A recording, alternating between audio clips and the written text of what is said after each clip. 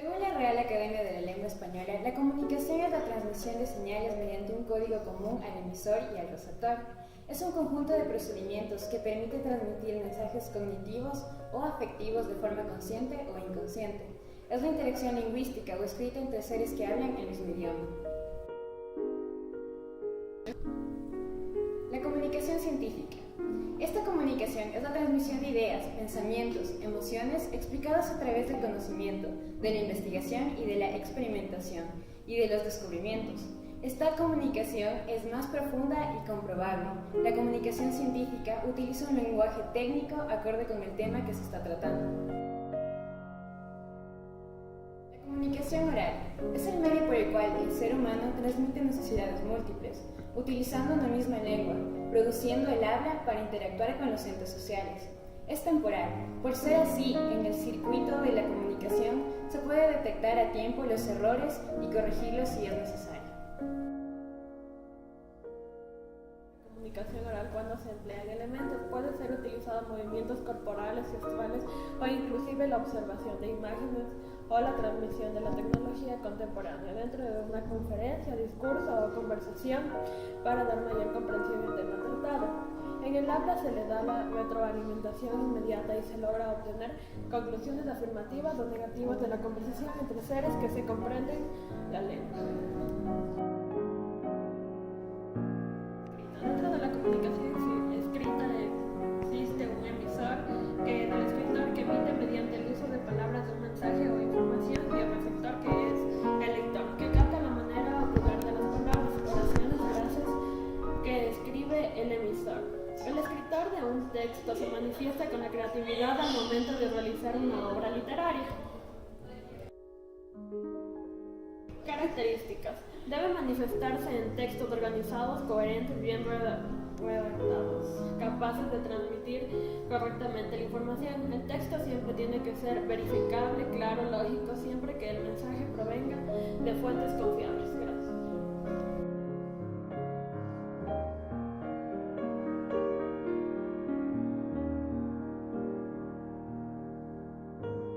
Entre los principales elementos de la comunicación tenemos al emisor, que es la persona que elabora y transmite la información, al receptor, que es la persona encargada de recibir e interpretar la información que se envía al emisor.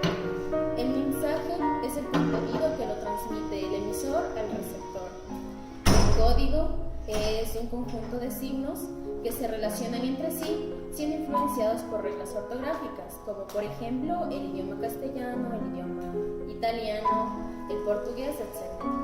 Y también por último tenemos al canal, que es el medio por el cual se envía el mensaje desde el emisor hasta el receptor, como por ejemplo la radio, la televisión, una valla publicitaria o el habla.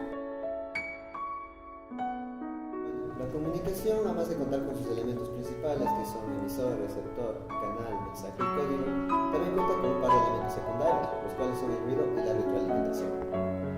Bueno, el ruido es comúnmente conocido como cualquier dificultad del ambiente, o ya sea dentro de un grupo, que impide que el mensaje sea entendible en sí. Luego existe la retroalimentación. Es un proceso de receptor activo. Este proceso es lo que permite que la comunicación se complete, ya que me permite una producción de roles mediante el emisor. La relación entre la comunicación con el lenguaje y la lengua. En sí, hablar de lenguaje resulta un concepto muy universal, ya que es la facultad del ser humano para poder comunicarse con los otros. Básicamente puede ser generalmente el idioma, la escritura, la pintura, muchos otros medios en los que el ser humano puede expresarse lo que es. Luego está la lengua. La lengua es un medio social. Se puede interpretar como el conjunto de signos, más específicamente un idioma como el español, puede ser francés, inglés, italiano. Y más que nada el conjunto de signos puede ser la escritura arábiga, escritura española. Y por último tenemos el habla, que el habla es un proceso individual y es el que gesticula y articula el idioma.